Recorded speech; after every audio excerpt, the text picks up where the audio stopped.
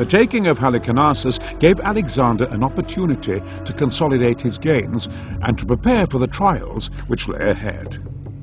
Parmenion was sent with a strong contingent of cavalry to patrol the coast and harry the Persian navy whenever they came ashore. Another officer, Ptolemy, was ordered to return home and gather reinforcements. Alexander then continued his march, accepting the surrender of several towns along his route before turning north for Gordium. Here he was rejoined in the spring of 333 BC by Parmenion and Ptolemy with their reinforcements. Gordium was home to the fabled Gordian knot, a knot so fiendishly complex that no man could untie it. In typical style, Alexander slashed it with his sword, declaring that it did not matter how the knot was undone, only that it was.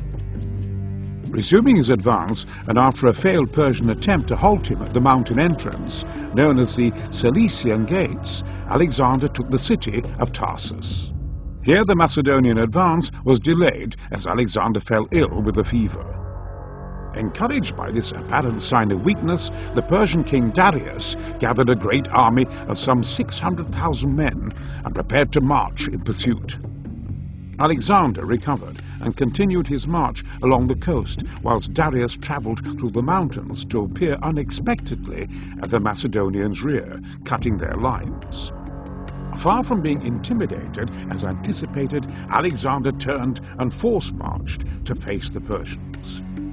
His comparatively small force came upon the vast Persian army on the banks of the Pinarus, on the cramped ground between the mountains and the sea.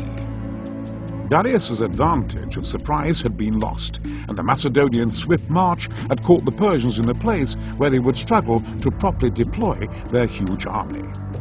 Even so, the mismatch in numbers made the prospect of defeat for the Macedonian king almost certain.